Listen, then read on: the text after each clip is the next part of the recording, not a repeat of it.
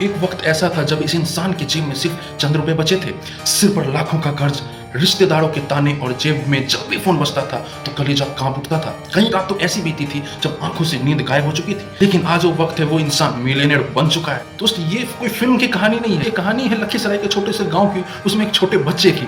उस बच्चे का नाम मंजीत कुमार था। एक साधारण किसान परिवार में जन्मे मंजीत कुमार के घर में पढ़ाई का कोई बड़ा माहौल नहीं था, लेकिन मंजीत की आंखों में कुछ बड़ा करने का जुनून था।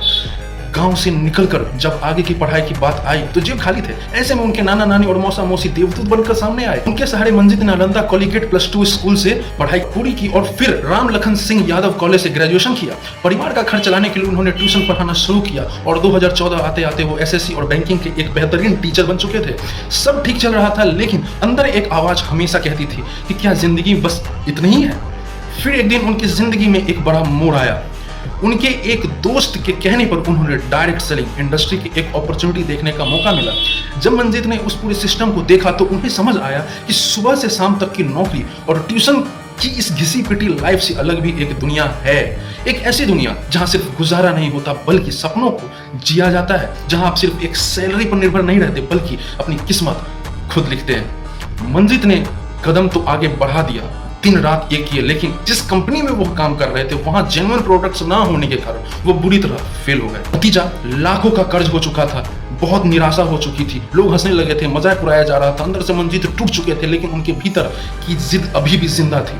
उन्होंने आईने में खुद को देखा और कहा, या तो इतिहास बदल दूंगा या कोशिश करते करते मर जाऊंगा, लेकिन रुकूंगा नहीं। मंजीत को एक नई राह मिली, एस्क्लेपियस वेलनेस प्राइवेट लिमिटेड। इस बार उनके पास तजुर्बा था और खोने के लिए कुछ नहीं। उन्होंने पिछली गलतियां से सीखा, लीडरशिप सीखी और अपनी जी जान लगा दी। देखते ही देखते उनका नेटवर्क पूरे देश में फैल गया और फिर वो एक ऐसा ऐतिहासिक दिन आया जब मंजीत कुमार अपने सपने पूरे करने के साथ साथ अपने BMW कार लेने पहुंचे।